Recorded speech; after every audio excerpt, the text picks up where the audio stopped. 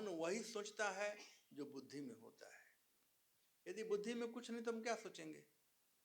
बुद्धि खाली पड़ा हुआ है तो मन रहते हुए भी काम नहीं करेगा। बहुत से लोग होते हैं जो कि कुआं में चले जाते हैं। कुआं में चलने का मतलब बुद्धि खत्म हो गया, मन काम कर रहा है, बोल नहीं सकते हैं। तो एक तो यह बोलने का तरीका है या भाव प्रकट करने का तरीका है। ये जो गोपियां भाव प्रकट कर रही है, इसका बुद्धि से कुछ लेना देना नहीं है, ये उनके हृदय का भाव है।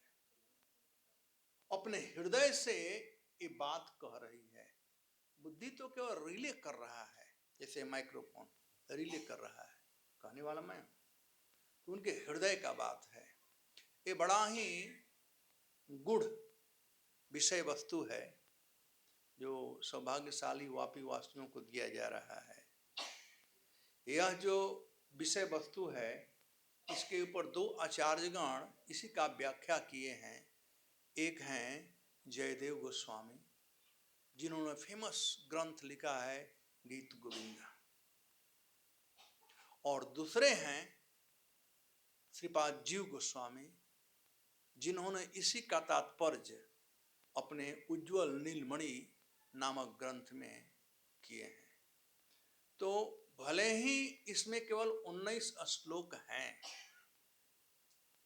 लेकिन ये 19 श्लोक 19 साल तक कहा जाए तो अभी उसको समझना मुश्किल होगा, क्योंकि दिल का बात है। अभी आज तीसरा दिन है ना, तो 2 दिन में केवल 2 श्लोक हुआ है। तो आज सनातनी माता जी कह रही थी प्रभु थोड़ा जल्दी करना पड़ेगा, 19 श्लोक है ना, थोड़ा 5 दिन ही बचा हुआ है। चलिए, मैं चाहता हूं कि आप लोग कुछ घर लेकर जाएं। जब सुन रहे हैं, भले ही बुद्धि से आप ग्रास्प करें, क्योंकि दिल तो लगा हुआ है काम वासना में, दिल तो लगा हुआ है संसार में, भगवान में दिल कहाँ लगा हुआ है। लेकिन बुद्धि से भी ग्रास्प करो, धीरे धीरे नीचे आएगा, दिल में आएगा।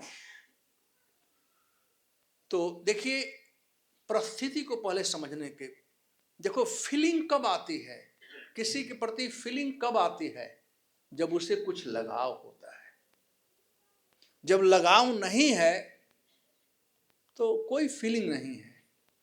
तो जिस भक्त को कृष्ण से लगाव है वही समझ सकता है इस विषय वस्तु को, जिसे लगाव नहीं वो नहीं समझ सकता है। एक बात। अब देखिए गोपियों का, ये जो गोपियां कह रही हैं, परिदृश्य देखिए। रात्रि का समय है, सब लोग सोए हुए हैं, खूंखार जंगल है वृंदावन। अभी तो वृंदावन बिल्डिंग का जंगल है, कंक्रीट जंगल है, पहले ऐसा नहीं था। और कृष्ण इन लोगों को बुलाए थे, अपने से नहीं गई थी, और सब प्रकार के बेड़ियों को तोड़ कर गई थी। वर्णन किया गया है कि जब कृष्ण बांसुरी बजाए और प्रत्येक ब्रज गोपियों का नाम ले ले करके पुकारे, कोई अपने पति को खिला रही थी, कोई बच्चे को दूध पिला रही थी, कोई श्रृंगार कर रही थी, सब छोड़ छाड़ कर वैसे ही भाग, और सब पति लोग देख रहे हैं। तो कृष्ण के पास जाने के लिए इन लोगों ने संसारिक लोक लज्जा को त्याग दिया था, संसार को त्याग दिया था, सब कुछ को छोड़ करके, और कृष्ण के पास ही आई हुई थी। और वैसे परिस्थिति में जिनके लिए वे आई थी, वहां से वो लापता हो जाए तो कैसा लगेगा? तो गोपियों को अब भय था, और भय किस चीज का था? रात्रि में गई थी, रात्रि का भय नहीं था। रात तो ऐसे ही भयावह होता है। रात चाहे अंधेरा रात हो, चाहे उजाला चांदनी वाला, चाहे पूर्णिमा हो या अमावस्या हो, रात अंधेरा होता है। जो नॉर्थ इंडिया से हैं, यदि गर्मी के दिन में 12-1 बजे आप अपने घर से बाहर निकलो या कहीं से आ रहे हो, सिवान खेत में एक चिड़िया भी नहीं है, सुन्ना पड़ा हुआ है। वो भयावह लगता है, दिन है, प्रकाश है, लेकिन वो भयावह लगता है क्योंकि सुनसान है। वैसे ही भले चांदनी रात थी, शरद पूर्णिमा की रात थी, लेकिन भयावह थी। जंगल के खूंखार पशु इत्यादि वो सब भयावह थे, लेकिन गोपियों को इनसे भय नहीं था। ये समझना चाहिए, गोपियों को भय इनसे नहीं था। गोपियों का जो दुख था, भय था, कृष्ण विरह और कृष्ण विरह ज्वाला से दुख था, उससे भय था। ये भाव देखिए, ये हृदय का भाव है। अब जो कल तक हम लोगों ने जो बात किया वह आप लोगों ने सुना कि किस प्रकार से गोपियों ने कहा कि आप ही सबके जीवन हैं। कमल का उदाहरण दिया गया था कि आपसे कमल जीवित है और आपका दृष्टि न रहे तो मर सकता है। तो वे गोपियां कह रही हैं कि हम भी आपके बिना मर जाएंगे, और मर जाएंगे तो स्त्री वध का जो पाप है वो आप पर लगेगा। तो इस प्रकार से कल की कथा हुई थी। अब श्लोक संख्या 3 से हम प्रारंभ करेंगे। आप लोगों के पास तो है ना, तो आप देखते जाइए, मैं श्लोक बाय श्लोक जा रहा हूं। यहाँ पर गोपियां कह रही हैं कि हे कृष्ण, हम सदैव आपके आभारी हैं। और आभार का कहते, यहां पर शब्द आया हुआ अंत में वयम, ते वयम रक्षितामहु। हे कृष्ण,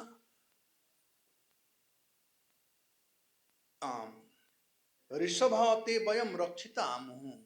हे ऋषभ, ऋषभ का मतलब होता है सर्वश्रेष्ठ।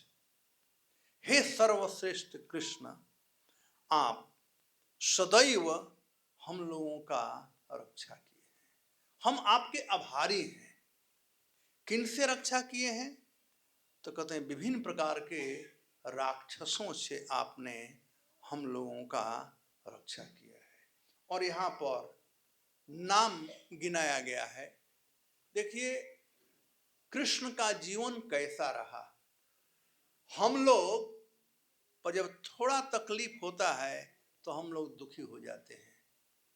कृष्ण से सीखना चाहिए हम लोगों को कि कृष्ण के जीवन में कितना तकलीफ हुआ। एक दिन भी कृष्ण चैन से नहीं बैठे। जन्म होते ही बाप मां से अलग होना पड़ा। अब वृंदावन आए, गोकुल आए, ब्रज आए, तो वहां पर 6 दिन के मात्र थे तो पुतना मौसी आ गई। छठी का दूध पिए, किसका पिए? पुतना का, वो भी विष था। आप गिनते जाओ, कृष्ण के जितना दिन ब्रज में थे, एक न एक कंस के द्वारा भेजे गए असुर लोग आते थे और वो चाहते थे कृष्ण को मारना, लेकिन ब्रजवासियों को भी। अरे असुर तो थे ही, यहां तक कि देवता भी परेशान करना शुरू किए, जैसे इंद्र, ब्रह्मा जी, ये दोनों परेशान किए। और कृष्ण सब चैलेंजों को सहते रहे। उसके बाद जब अंत में रास डांस हुआ, जो गोपियां चाहती थी आनंद का, तो उसके बाद लोग आपस में कानाफूसी करने लगे, कृष्ण के विषय में उल्टा सुल्टा बात करने लगे कि ये उचित नहीं है। कृष्ण ठीक है, हम लोगों का रक्षा किया है, लेकिन अर्धरात्रि में हमारी बहुओं को, हमारी बेटियों को बुलाते हैं, ये सम्मानित स्त्रियों के लिए ये उचित नहीं है। हम लोगों का अपना इज्जत है। तो इस प्रकार से आपस में जब कानाफूसी होने लगा तो स्वाभाविक है, यह जो बात थी वो कृष्ण कानों में ही पड़ी। तो कहा जाता है कि man who is honour dishonour is worse than death. यदि किसी व्यक्ति का सम्मान है और उसे कोई अपमानित कर दे तो मृत्यु से भी कहीं दुखदाई होता है।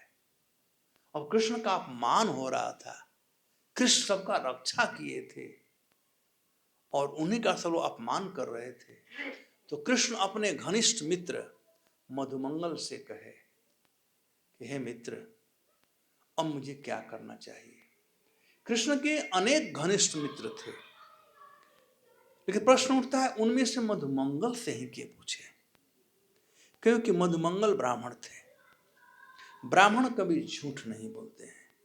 जो ब्राह्मण होते हैं, जो ब्राह्मण दीक्षा ले लिए हैं, उन्हें झूठ नहीं बोलना चाहिए, उन्हें सत्य एडवाइस देना चाहिए। तो कृष्ण ने पूछा मधुमंगल से कि मुझे क्या करना चाहिए। तो मधुमंगल ने कहा कि बात क्या है, तो बताए कृष्ण। तो मधुमंगल ने कहा out of sight out of mind, यहां से चले जाओ कहीं पर। मधुमंगल नहीं सोचा कि कृष्ण व्रत छोड़कर चले जाएंगे, लेकिन कहा कि आप यहां से चले जाओ, लोग भूल जाएंगे। आजकल पेपर में बहुत कुछ आता है, इधर से उधर से, यूट्यूब में।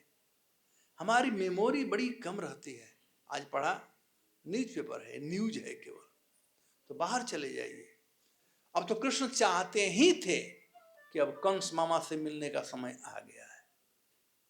अक्रूर जी आए, कृष्ण को लेकर के मथुरा गए। मथुरा गए तो कृष्ण को रास्ते में चैलेंज कितना करना पड़ा। धोबिया को मारना पड़ा, कुब्जा मिल गई, उनका स्वागत हुआ कुबलिया पीड़ से, हाथी से।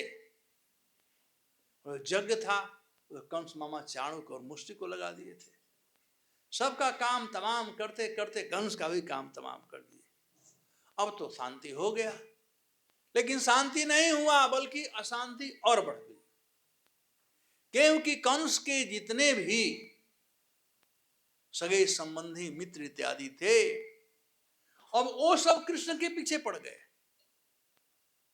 कंस के ससुर जरासंध, जरासंध को कोई जीत नहीं सकता था। वह जरासंध दंत वक्र, मथुरा में भी उन्हें शांति नहीं मिली। मथुरा छोड़कर रातों रात भागना पड़ा। गुजरात आ गए, शांति का जगह है गुजरात। द्वारिका में आ गए। द्वारका में भी शांति नहीं थी। द्वारका में भले बहुत समय तक शादी विवाह हुआ, सब कुछ हुआ, बाल बच्चे हुए, सब कुछ हुआ, लेकिन शांति एक दिन भी कृष्ण को नहीं थी।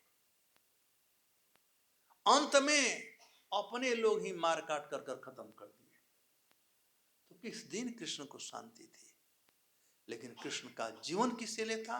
अपने भक्तों का रक्षा करने के लिए। और गोपियां उसी बात को यहां पर कह रही है कि ऋषभ ते वयम रक्षिता मुहो, हे वीर श्रेष्ठ, आप सदैव हम लोगों का रक्षा किए हैं। किन किन लोगों से? तो यहां पर कह रही है विसजला अप्ययात, एक कालिया नाग का कथा आप सुने हैं। उस जमुना जी के गह में कालिया रहता था और कालिया बहुत विषधर नाग था। मैंने सुना, मैं कभी कभी बहुत समय तक ये सोचता रहा कि जो सांप होते हैं पानी वाले, उनमें तो विष नहीं होता है, ऐसा ही बात है ना। तो ये कालिया में इतना विष क्यों था? तो आप समझ सकते हो कालिया कितना शक्तिशाली था कि पानी में भी उसका विष वैसे ही था। डैनी भाई, कुर्सी आगे आप लोगों के लिए रखा हुआ है, कमेटी वालों के लिए, आ जाओ।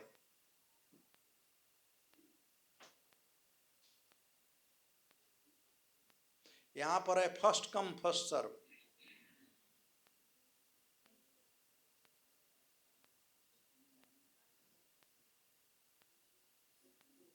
अच्छा, जो लोग जप कर रहे हैं प्लीज जप करना बंद करो।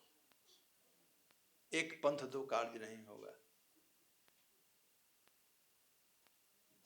हाँ जी, तो यहाँ पर भगवान रक्षा किए। यहाँ पर गोपियां कह रही हैं विष जला अप्यया, आप विषवत जल से, विनाशकारी वो जल था, इतना विष था, इतना विष था कि भागवतम वर्णन किया गया है कि पक्षियां यदि वहां से उड़ती थी वो भी झुलस जाती थी। जो वृक्ष थे, वृक्ष के पत्ते सूख जाते थे उस विष से। तो उस विष से कालिया का वध कर करके भगवान ने रक्षा किया।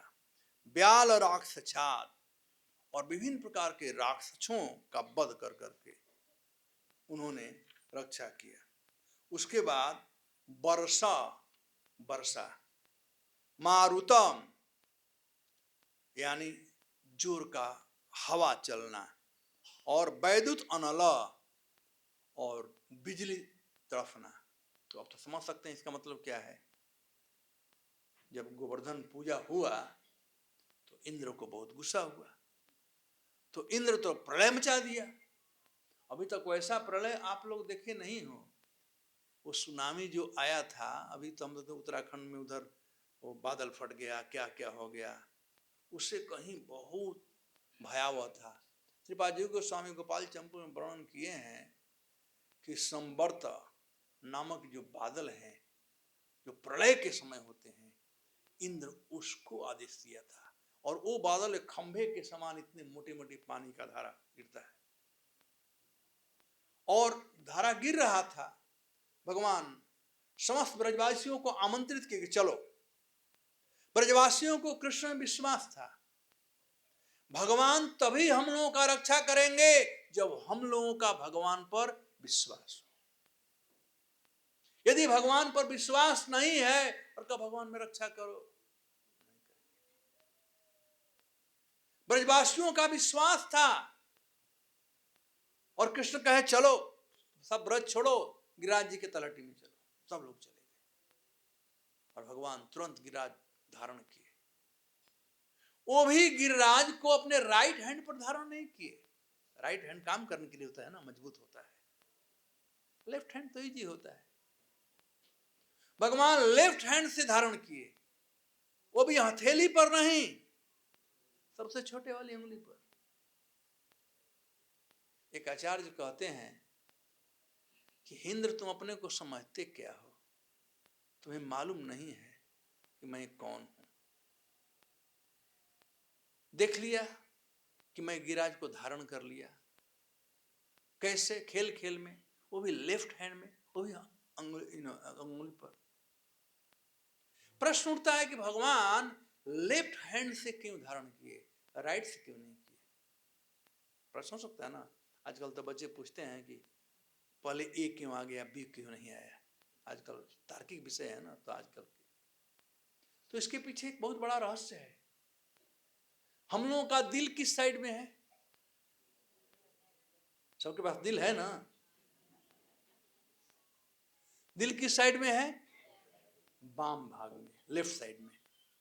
तो भगवान गिरिराज को लेफ्ट साइड धारण किए, बतलाने के लिए कि गिरिराज मेरे बड़े प्रिय हैं, मैं गिरिराज को बहुत प्यार करता हूं। इसीलिए गोपियां वेणु गीत में जब गा रही थी तो गिरिराज जी का गुणगान किए, नहीं, प्रणय गीत में गुणगान किया। हंताय मद्रि अबला हरिदास भरजो, यद राम कृष्ण चरण स्पर्श प्रमोद, मानम तनोति सह गोप गणया, पानीय सुजव सकंदर कंद मूलई। हरिदास भरज, हरिदासों में श्रेष्ठ हैं गिरिराज जी। भगवान इतना प्यार करते हैं। तो वही यहां पर कह रही हैं गोपियां कि आपने गिरिराज को धारण कर करके इंद्र के कोप से हम लोगों का रक्षा किया। मारुतान और तृणावर्त से, वृषह यानी अरिष्ठासुर से, वृषह मया आत्म आत्मज विश्वतो भयात। अब यहां पर प्रश्न उठता है, आत्मजा यानी मैं आत्मजा, मैं दानव के आत्मज या पुत्र यानी व्योमासुर से आपने रक्षा किया। ऐसे ऐसे लोगों से आपने रक्षा किया क्योंकि आप श्रेष्ठ हैं, आप शक्तिशाली हैं। कोई प्रश्न कर सकता है कि अभी तो ये जो ये लीला है, यहाँ पर 31वें अध्याय का बात चल रहा है और व्योमासुर और अरिष्टासुर, इनका कथा तो 35वें अध्याय में आगे है। तो उसका वर्णन गोपियां कैसे अभी कर रही है जो अभी आने वाला है? क्योंकि गोपियां जानती थी, जब गर्गाचार्य नामाकरण कर रहे थे तो गर्गाचार्य बता दिए थे किन किन लोगों का वध करेंगे, किन किन लोगों का वध करेंगे। तो उस समय ये अरिष्टासुर, व्योमासुर और केसी, ये तीनों का वर्णन किए थे। इसलिए गोपियां इस प्रकार से कह रही है और अंततः क्या कह रही कि आपने अब तक से हम लोगों का रक्षा किया। वयम यहाँ पर शब्द आया हुआ है, ऋषभ ते वयम। ऋषभ मतलब श्रेष्ठ, जैसे ऋषभ देव, भगवान ऋषभ देव, ऋषभ मतलब ऋषभ जो सर्वश्रेष्ठ हो, उसे ऋषभ कहते हैं। ते वयम रक्षिता मुहु, मुहु मतलब बार बार ये संकट आए ब्रज पर और बार बार आप हम लोगों का रक्षा किए कृष्ण। तो क्यों आप ऐसा किए? क्योंकि आप शक्तिशाली हैं, आप महान हैं। लेकिन हम लोगों को आश्चर्य हो रहा है, उस समय आप रक्षा किए हम लोगों का क्योंकि आपके शरण में हम आए थे, हमने बुलाया भी नहीं रक्षा करने के लिए, लेकिन आज उस समय आप आकर के रक्षा किए। आज हम आपको ढूंढ रहे हैं, पुकार रहे हैं, तो हे कृष्ण आज क्यों हम लोगों से निष्ठुर हो चुके हैं? तो मानो कृष्ण पूछते हैं, अरे उस समय तो असुर लोग आए थे ना, तो असुरों से मैंने तुम्हें रक्षा किया तुम लोगों का, आज कौन असुर आया हुआ है? तो यहाँ पर एक शब्द ये भी आया हुआ है कि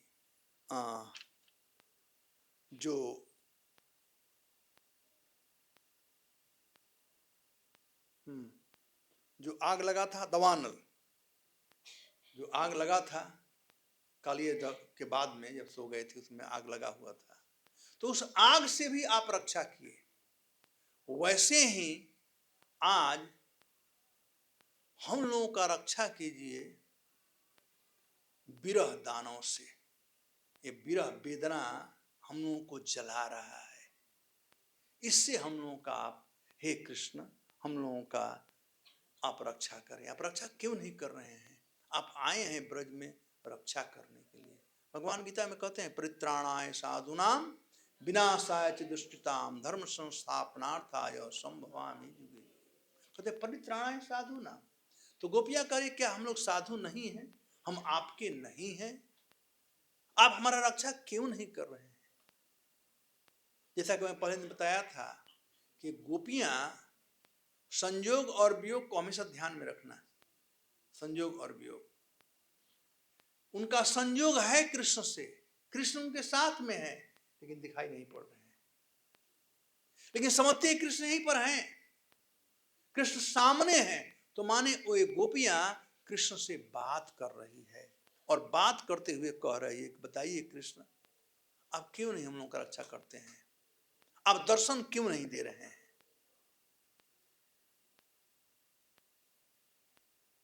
तो इस प्रकार से श्लोक 3 में रक्षा संबंधी बातें गोपियों ने कहा और कृष्ण को क्रेडिट दिया कि वे किस प्रकार से ब्रजवासियों का सदैव रक्षा किए हैं।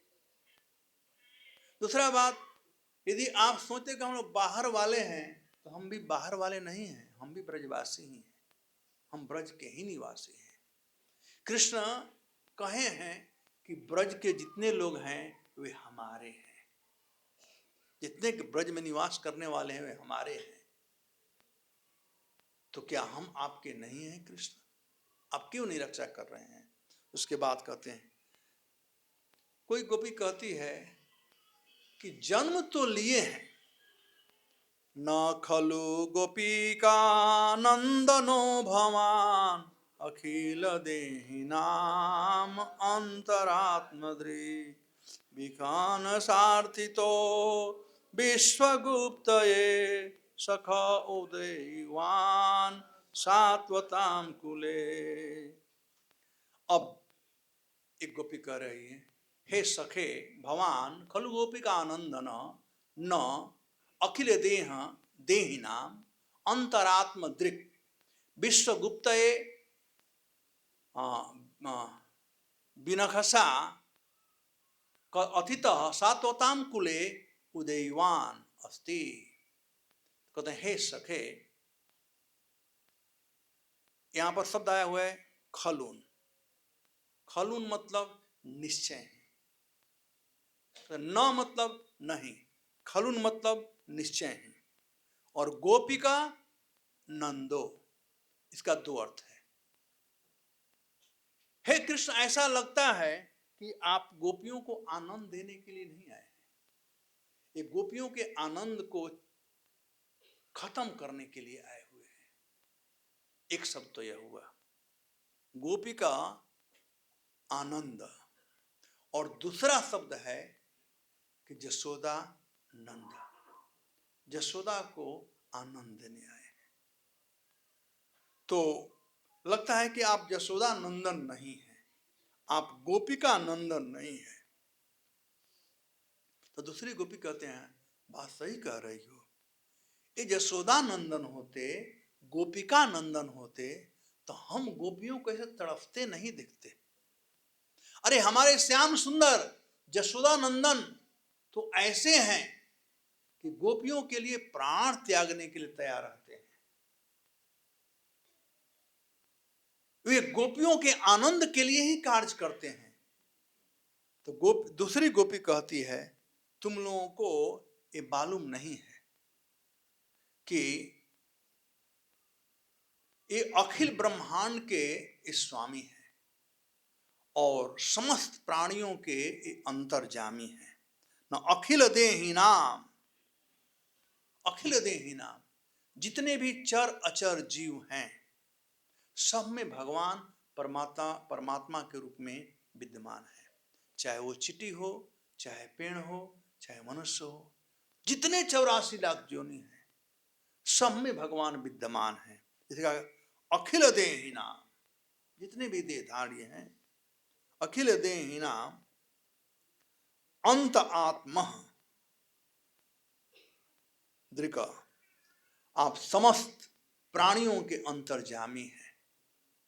और आप यहां पर आए हैं विखन सार्थितो, विखन मतलब ब्रह्मा जी, सार्थितो मतलब प्रार्थना किए जाने पर। आप यहां पर सबके हृदय में तो हैं, और आप यहां पर आए हैं क्योंकि ब्रह्मा जी ने प्रार्थना किया। भागवतम के 10वें स्कंद के प्रथम अध्याय में इसका वर्णन किया गया है कि जब माता पृथ्वी इन असुरों के भार से बोझित हो गई थी, बड़ी व्यथित थी, बड़ी दुखी थी, बड़ी सहन करने का प्रयास की, लेकिन जब उन्हें सहन नहीं हुआ तो ठीक वैसे ही जैसे एक पुत्री अपने ससुराल में बहुत सहन करने का प्रयास करती है, और जब सहन नहीं होता है तो वह सीधे अपने बाप के पास जाती है। माँ के पास नहीं जाएगी, माँ तो कहे कोई बात नहीं, सह लो, चले जाओ, हम भी सहे हैं, तुम भी सहो। बेटियों के प्रति माँ को उतना प्यार नहीं है जितना बाप को प्यार है। माँ को बेटे के प्रति बहुत प्यार है, भले डंडा मारे लेकिन कोई बात नहीं, चलो कोई बात नहीं। बेटियों के प्रति उतना नहीं है। पता नहीं है पक्षपात क्यों, जो भी है, मैं झगड़ा नहीं लगाना चाहता, लेकिन ये सत्य है कि जो बाप होते हैं वो बेटियों को बहुत प्यार करते हैं। और कारण भी है, आप लोग जानते होंगे, जो बेटे होते हैं उनमें उनके ननिहाल का गुण आता है, और जो बेटियां होती हैं उनमें अपने बाप दादा का गुण आता है। तो खानदानी है बेटियां, वो बेटे जो ससुराल वाले हैं। तो स्त्रियां जितनी होती हैं, भले अपने सास को गाली दे देगी, ससुर को गाली देगी, लेकिन उनके बाप माँ को कोई कुछ बोल दे तो हल्का मच जाएगा। बात सही कह रहा हूं ना? हाँ बोलो ना, कम से कम ये बात सही है बिल्कुल। तो माता पृथ्वी बड़ी दुखी थी और दुखित होकर के ब्रह्मा जी के पास गई और रो रो करके अपना विपत्ति सुनाने लगी, रो रो करके सुनाने लगी। कोई भी बाप हो, जब बाप सब कुछ सह सकता है, लेकिन मैं बेटे की आंख में आंसू नहीं देख सकता। ब्रह्मा जी से देखा नहीं गया। ब्रह्मा जी द्रवित हो गए और हिरण्यगर्भ ब्रह्मा समस्त देवताओं को लेकर के, भागवतम में वर्णन किए सुखदेव गोस्वामी, समस्त देवताओं को लेकर के गए, लेकिन भगवान शिव को स्पेशल आमंत्रण किए, क्योंकि जितने भी असुर लोग हैं ना, वो शिव जी के चिले चपाटी हैं। तो कहीं वो छूट जाएंगे तो गड़बड़ हो जाएगा। तो उनको साथ में लेकर गए, क्षीर सागर पर जा कर करके और भगवान से प्रार्थना की पुरुष सूक्त के द्वारा। तो ब्रह्मा जी के द्वारा प्रार्थना किए जाने पर भगवान आए हुए हैं। देखिए गोपियां कितनी विद्वान हैं। वही बात कह रही है, विखन सार्थितो विश्वगुप्त ए, हे कृष्ण, हे अंतर्जामी श्री कृष्ण, आप अखिल ब्रह्मांड के रक्षा हेतु जब ब्रह्मा जी आपको आह्वान किए तब आए हैं। विश्वगुरु सखा उदय त्वान शाश्वताम कुले, जब ब्रह्मा जी प्रार्थना किए तो हे प्रभु आप जदगुल में प्रकट हुए पूर्ण पुरुषोत्तम के रूप में। आप पूर्ण पुरुषोत्तम हैं, लेकिन जदगुल में उत्पन्न हुए ब्रह्मा जी के प्रार्थना से। और ब्रह्मा जी प्रार्थना की किस लिए किए थे? और सब चीज का कारण देखिए। पहला कह रही हैं कि आप हमारा रक्षा कीजिए, क्योंकि आप गोपिका नंदन हैं, आप जसोदा नंदन हैं, आप हमारे हैं, हमारे ब्रज के हैं। पहले संबंध इतना था, इतना संबंध था कि बंबई शहर में एक लड़की गांव से आ जाए और उसका गांव का एक भाई हो, शहर में रह रहा हो, तो समझता है मेरी बहन है, और उसका रक्षा वैसे ही करता है जैसे अपनी बहन का। अभी वैसा है? ऐसा अभी नहीं है, पहले था। गांव से कोई आ जाए तो अपना मानते थे। तो संबंध यहां पर स्थापित कर रही है कि यदि ए न खलु गोपिका नंदनु भवान, लगता है कि आप आए तो हैं, हमारे गांव के हैं, हमारे ब्रज के हैं, हमारे गोकुल के हैं, आप जसोदा नंदन हैं, लेकिन ऐसा लग नहीं रहा है कि आप जसोदा नंदन हैं। यदि आप जसोदा नंदन होते तो हम लोगों का जरूर रक्षा करते, हम लोगों को इस प्रकार से तड़पते हुए नहीं दिखते आप। तो कहती है आप जसोदा नंदन नहीं हो, आप गोपिका नंदन नहीं हो, तो फिर कौन है? दूसरी गोपी कहती है भवान अखिल देहि नाम अंतरात्म दृक्। अरे पगली तू नहीं जानती है, अरे हम लोगों ने सुना है कि ये तो सबके हृदय में निवास करने वाले परमात्मा है। अखिल देहि नाम, संसार में जितनी भी देह हैं। दूसरी गोपी कहती है तो क्या हम इस संसार के नहीं हैं? हम भी तो इस संसार के हैं ना, तो हमें क्यों नहीं दिखाई पड़ते हैं? और फिर तीसरा बात है कि जब ब्रह्मा जी प्रार्थना किए थे तो ब्रह्मा जी की प्रार्थना से विश्वगुप्त, विश्व का रक्षा करने के लिए आप आए हैं।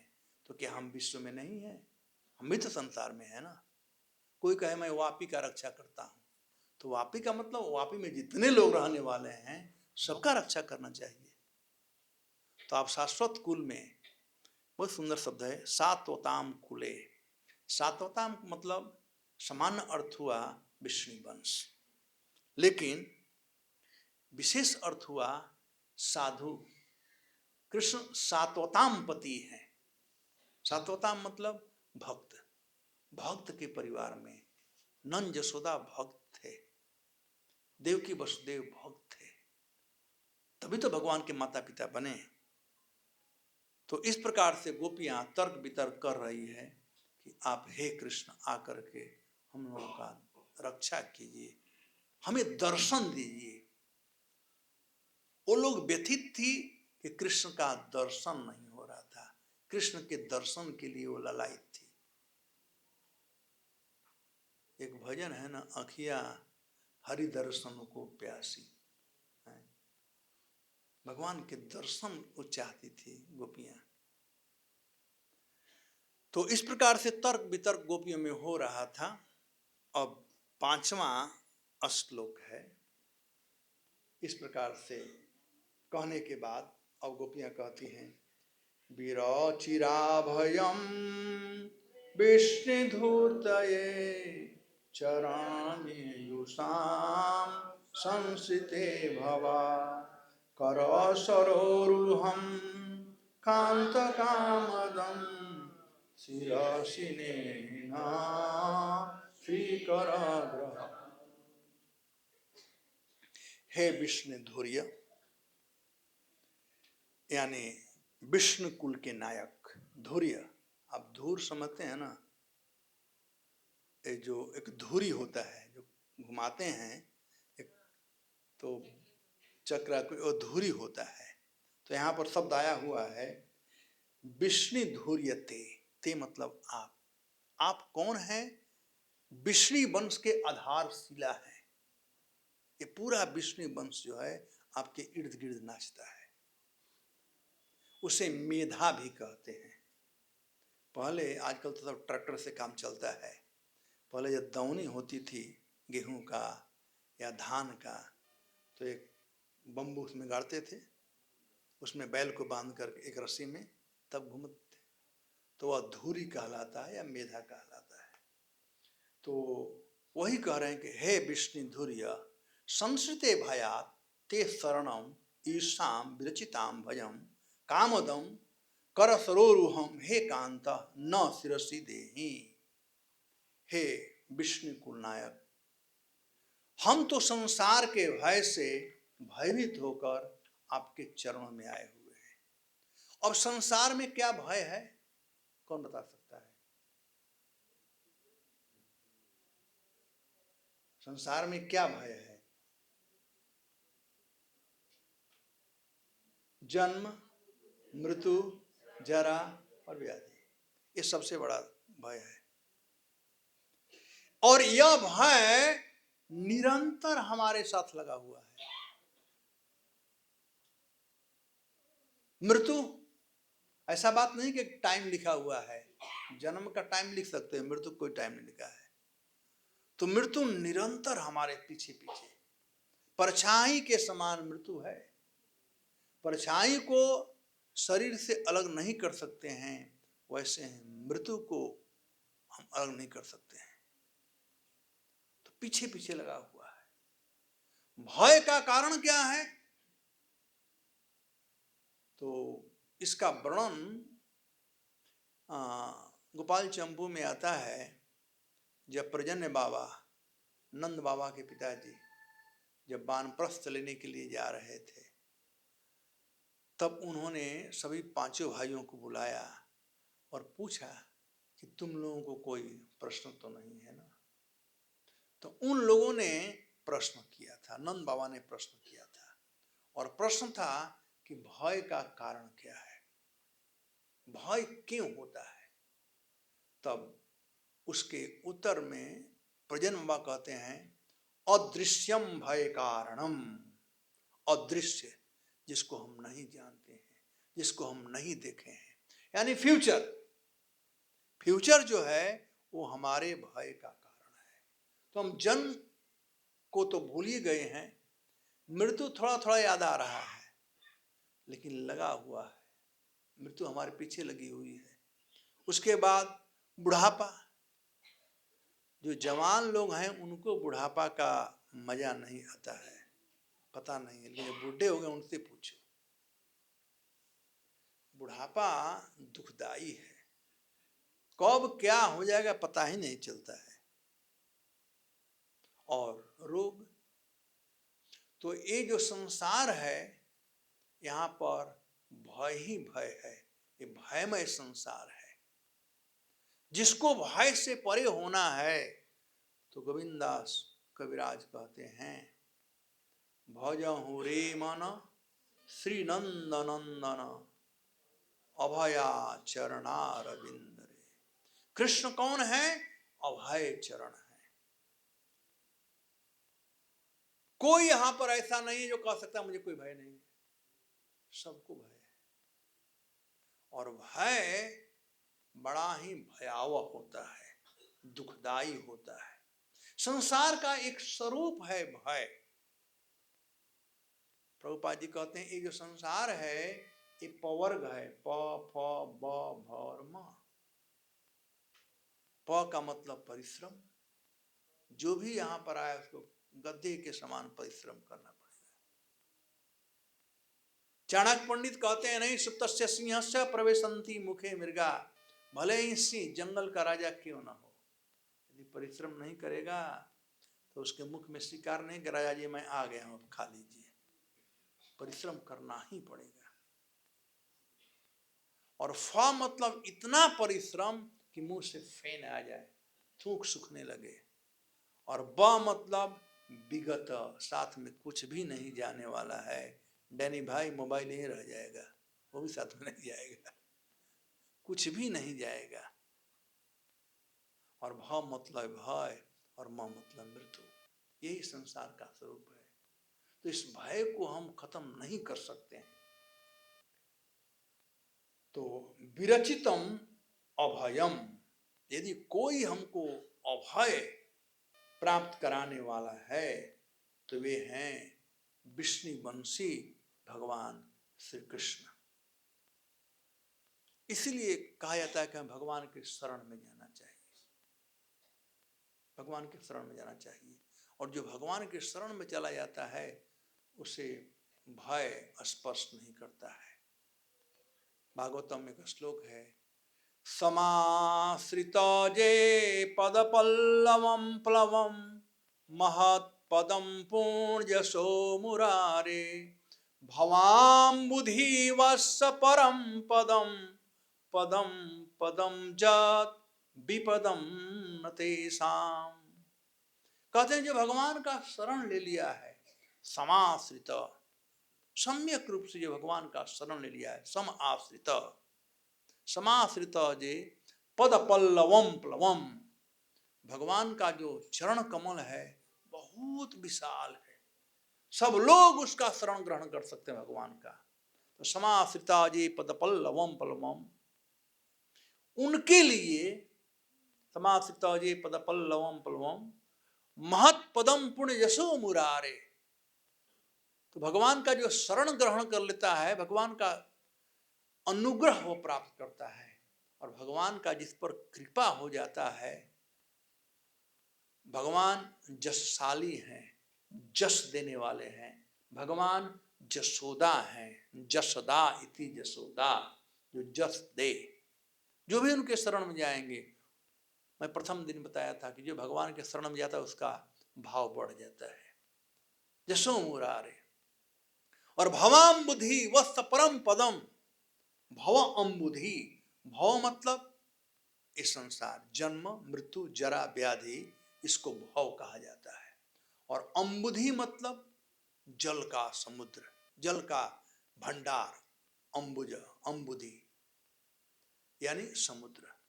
यहाँ पर जो है भवाम्बुधि, ये जो संसार है यहाँ पर जन्म मृत्यु जरा व्याधि यही लगा हुआ है। तो ये अम्बुधि है, ये समुद्र है।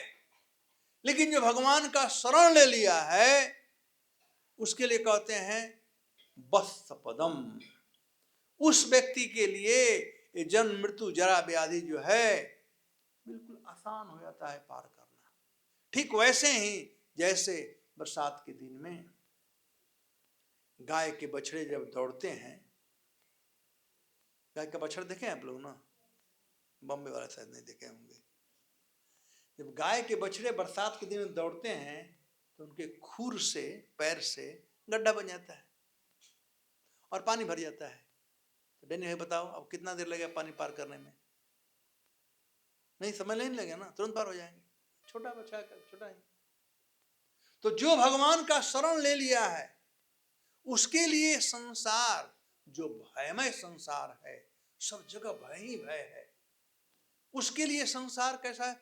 वत्स पदम, गाय के बछड़े के हुफ प्रिंट से बना हुआ जो गड्ढा होता है उसके समान आसानी से पार कर सकते हैं। लेकिन इसके विपरीत जो भगवान का शरण नहीं लिया है उसके लिए पदम पदम यत विपदम न तेषाम, सब विपत्तियां उसे घर चली जाती है, हमेशा विपत्ति में पड़ा रहता है। तो ये गोपियां कह रही है कि आप तो भय नाशक हैं, जो आपके शरण में आता है आप उसे भय से परे कर देते हैं, और हम लोग तो आपके शरणागत हैं, आपके सेवक हैं। हे कांत, कर सरोज तो विषय कामनाओं का विनाश एवं सर्व कामनाओं का वरदायक है। इसलिए हे लक्ष्मी के पानी ग्रहण करने वाले लक्ष्मीपति, कर सरोरुहम कांत कामदा, आप कैसे हैं? आपका जो हाथ है वह कर सरोरुहम यानी हस्त कमल, आपका जो हस्त कमल है वह वरदा है, कामदा है, इच्छाओं को पूर्ण करने वाला है। तो भगवान का जिस पर हाथ, कहते ना जब किसी को अच्छा होता है भगवान का हाथ उसके ऊपर आजकल है, नहीं कहते हैं ना, भगवान का हाथ उस पर है। तो जिस पर भगवान का हाथ हो जाता है, यानी यहाँ पर कह रही संसार भयावह है, लेकिन उनके लिए है जो आपका शरण नहीं लिए। जो आपका शरण ले लिए हैं उसके लिए संसार भयावह नहीं है। चरणम एयुषाम, उनके लिए संस्कृति खत्म हो जाती है। हे कृष्ण, हम भी आपके शरण में आए हुए हैं और आप अपना हस्त कमल हमारे ऊपर रख दीजिए। कांत कामद, हम लोग जल रही हैं काम वासनाओं के चलते, आपसे मिलन की वासनाओं के चलते। तो हे कृष्ण, आप कामद हैं, आप इच्छा पूरा करने वाले हैं, आप हमारे इच्छाओं को पूरा कीजिए। शीर्ष देहि न श्री कर ग्रहम, हे लक्ष्मीपति, श्री कर ग्रहम, श्री मतलब लक्ष्मी जी, कर मतलब हाथ, और ग्रह मतलब धारण किए, जैसे पानी ग्रहण कहते हैं ना। तो आपने लक्ष्मी जी का पानी ग्रहण किया है, और चूंकि आपने लक्ष्मी जी का पानी ग्रहण किया है इसलिए लक्ष्मी जी सदैव आपके वक्षस्थल पर रहती है। हे कृष्ण, हम आपके वक्षस्थल पर नहीं रहना चाहते, राम राम ऐसा काम थोड़ा करेंगे। तो क्या कह रही हैं? शिरस देहिना, आप इतना कर दीजिए कि आप अपना चरण हस्त कमल जो है वो हमारे सिर पर रखिए। हमारा सिर फट रहा है, हमें यही जो बात है सिर देहिना श्री कर ग्रह, यही बात आज तो गोपियां कह रही है, कृष्ण भी ऐसा ही कुछ कहते हैं। एक गीत गोविंद में एक बार राधा रानी और कृष्ण, प्रायः देखा जाता है कि राधा रानी ही मान करती है, मान करना राधा रानी को आता है। आज पहला दिन है कि कृष्ण चले गए हैं, गोपियां ढूंढ रही है, लेकिन प्रायः कृष्ण ही ढूंढते हैं गोपियों को। हम कई एक लीलाएं हैं, एक तो वृंदावन में एक इमली तला नाम सुना होगा, वहां पर एक समय श्रीमती राधा रानी गुस्सा कर करके चली गई थी, और कृष्ण राधा रानी के बिना रह नहीं सकते थे। तो एक इमली का वृक्ष था और इमली के वृक्ष के नीचे बैठ करके कृष्ण श्रीमती राधिका का चिंतन कर रहे थे। और राधिका का चिंतन करते करते करते उनका जो श्याम वर्ण था वो कांति था, वो तप्त कांचन हो गया, गोरा हो गया। अब देखें ना, कभी कभी हमारे यहाँ लोग पूछते हैं राधा रास बिहारी के विषय में, सब जगह तो कृष्ण श्याम वर्ण के हैं, आपके यहाँ गोरे वर्ण कैसे हैं? ये रास बिहारी हैं, स्पेशल राधा माधव रास बिहारी स्पेशल ये है। तो भगवान उस समय श्वेत वर्ण के हो गए थे, तब तो कांचन हो गए थे राधा रानी के वर्ण के। और राधा रानी को भी कृष्ण के बिना रहा नहीं जाता है। भले छिप करके वो भी देखना चाहती है कि हैं कहाँ, क्या कर रहे हैं, कहीं चंद्रावली तो लेकर नहीं चली गई, तो भी छिप कर देखते रहती है। तो आ रही थी राधा रानी, तो देखी कि अरे मैं तो यहाँ पर, दूसरी राधा कौन है यहाँ पर? आश्चर्य हो गया। और वहां इर्द गिर्द जितने थे वो सब के सब राधा रानी का स्वरूप धारण किए। वो इमली का जो छाल होता है काला होता है, लेकिन वही एक इमली का पेड़ है, आज भी है, उसी के नाती पोते उसी में आ रहे हैं, जो श्वेत वर्ण का है छाल उसका। तो इस प्रकार से गीत गोविंद में भी ऐसे ही एक बार कृष्ण से राधा रानी रुष्ट होकर चली गई थी। तो कृष्ण सब जगह खोजे और जब नहीं प्राप्त हो पाया तो विरह वेदना में कह रहे हैं, स्मर गरल खंडनम मम शिरसी मंडनम देहि पद्म पलवम उदारम। करें, अस्मर गल खंडनम मम शिरसी, हे श्रीमती राधिका, आपका चिंतन करते करते, स्मरण करते हुए आपका विरह जो है वो गरल के समान है, विष के समान है। और उस विष के चलते खंडनम मम शिरसी, मेरा सिर फट रहा है, आपके विरह में मैं जल रहा हूं। जब सिर गर्म हो जाता है तो दर्द करना शुरू करता है। तो वही कह रहे हैं कि मम शिरसी खंडनम मंडनम देहि पद पल्लवम उदारम। हे श्रीमती राधिका, आप तो बड़ी उदार चरित्रा हैं, आप आइए और अपने चरण कमलों को, पद पल्लवम, अपने चरण कमलों को मेरे सिर पर रखिए, तब मेरा हेडक दूर होगा। ये कृष्ण कह रहे हैं विरह वेदना के चलते। वैसे ही यहाँ पर गोपियां कह रही हैं, कहते शिरसी देहि नह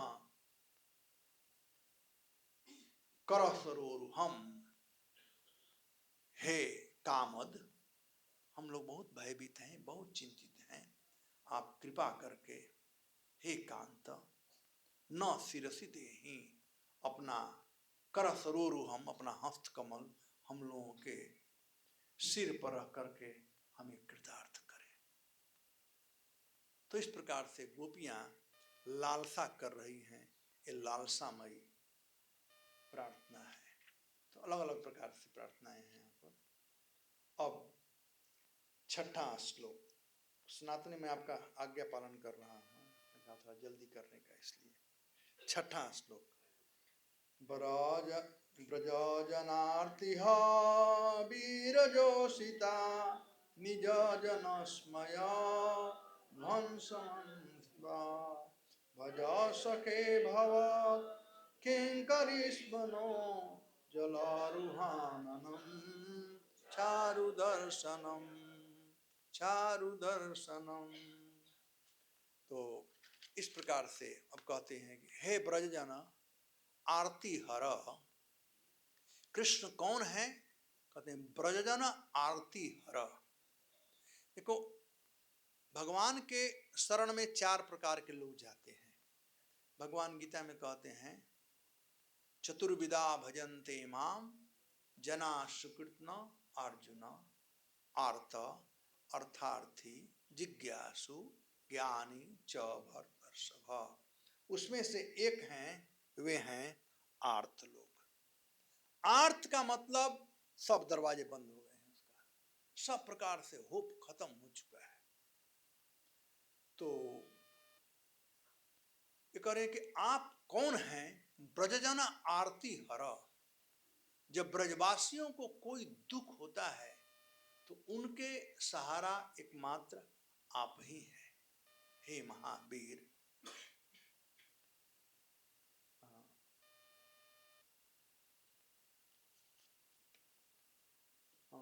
ब्रजना जन आरती हरण वीर। आप वीर हो, आप सक्षम हो, आप महान हो, और वीरों का कर्तव्य है कि शत्रुओं को का हनन करे। ये वीरों का कर्तव्य है। तो मानो गोप कृष्ण पूछते हैं कि तुम लोगों का शत्रु कौन है, तुम लोग किसके चलते परेशान हो रही हो, क्या तकलीफ है।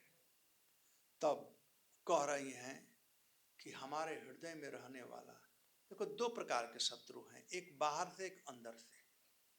बाहर वाले शत्रु को हम टैकल कर सकते हैं, लेकिन अंदर के जो शत्रु हैं बड़े खतरनाक होते हैं।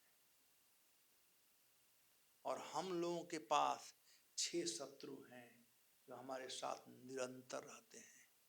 काम, क्रोध, मोह, लोभ, मत्सर्य और मद। ये 5 शत्रु हैं। शत्रु अपना, शत्रु किससे कहते हैं, जो एक भी अवसर ऐसा न जाने देता हो जिससे कि आपका कल्याण हो। वो तो वेटिंग करता रहता है कब न खत्म करूं, वो शत्रु कहते हैं। जो त्रास देना चाहता है, जो दुख देना चाहता है, वो है शत्रु। तो ये जो काम, क्रोध, मोह, मत्सर्य, लोभ, मद है, ये हमारे शत्रु हैं, अंदर वाले शत्रु हैं। उसमें से एक है काम। तो गोपियां ये कह रही है कि जो काम रूपी शत्रु है, हे निर्जन अस्मय ध्वंस स्मित, आप हमारे हैं, आप हमारे उस शत्रु को ध्वंस कीजिए, उसका उन्मूलन कीजिए।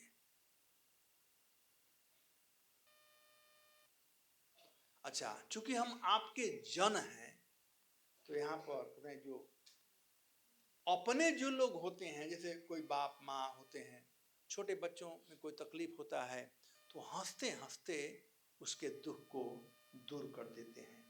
तो वही बात है, निर्जन स्वयं ध्वंसन स्मित। आप हंसते हंसते, खुशी खुशी आप हम लोगों के इस शत्रु को, काम रूपी गुप्त शत्रु को आप दमन करें, क्योंकि आप वीर हैं।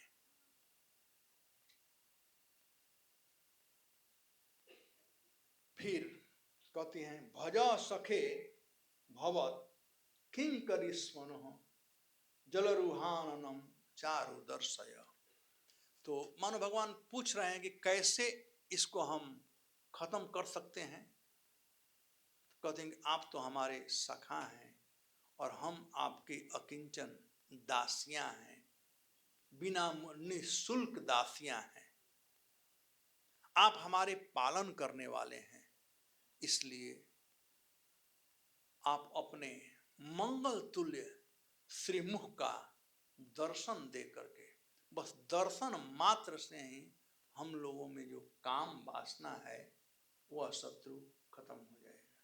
जो कामदेव हम लोगों को परेशान कर रहे हैं, हे कृष्ण आकर के कामदेव का वध कीजिए, आप हमारा रक्षा कीजिए। तो इस प्रकार से ब्रज गोपियां कृष्ण से विभिन्न प्रकार से अनुनय विनय कर रही है रक्षा के लिए। ये गोपियां भगवान की इतनी घनिष्ठ है, सर्वश्रेष्ठ भक्त हैं, वो भी अपनी रक्षा के लिए भगवान को पुकार रही है। अब समझ सकते हैं कि हम किस गली के हैं, हम कहाँ के हैं। तो इसलिए हम लोगों को भी निरंतर, इस संसार सेफ नहीं है बलवंत भाई, यहाँ पर पग पग में तकलीफ है। ये सेफ नहीं है। कोई न्यूज सुन रहा है क्या पीछे?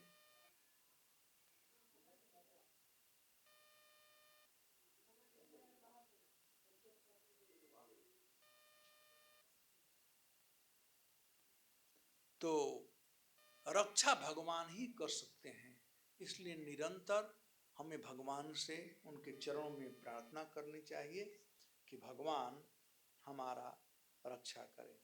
तो ये 4 श्लोकों में, 4 श्लोक हो गया ना, ये 4 श्लोकों में संक्षिप्त में रक्षाप्रद ये श्लोक हैं।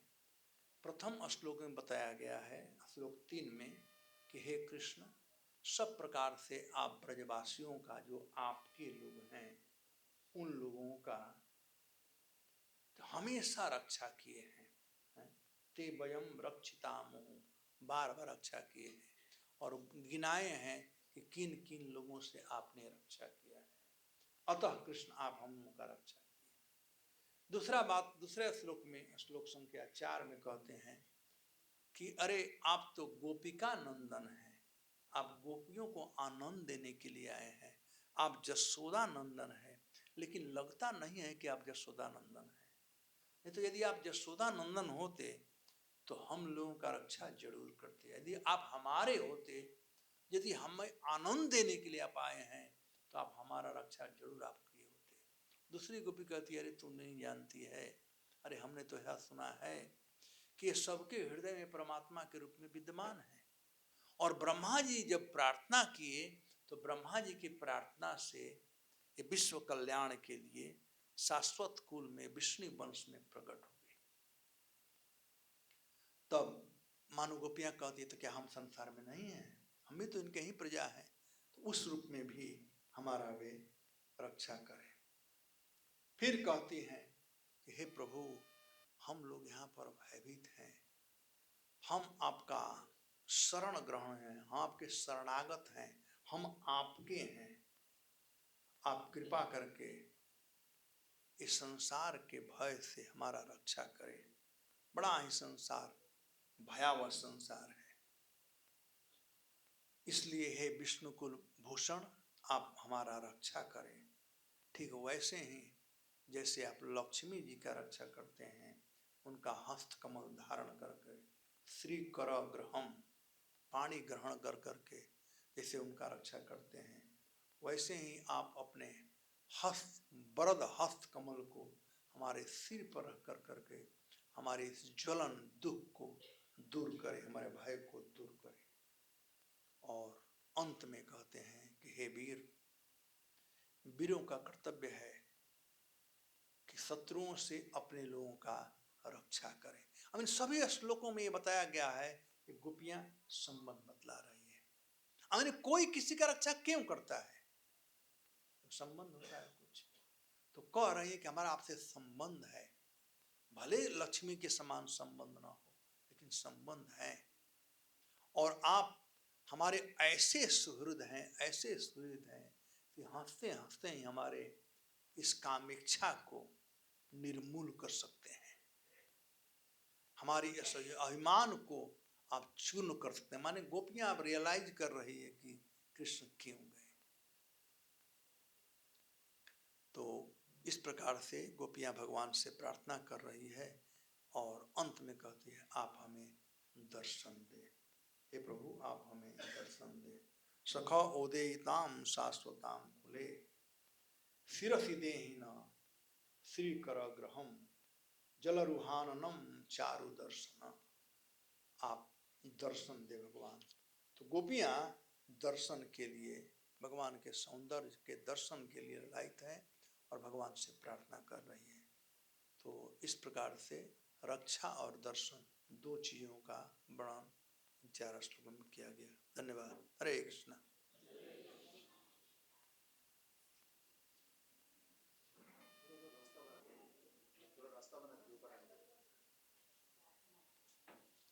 हरे कृष्णा कृष्णा कृष्णा हरे हरे,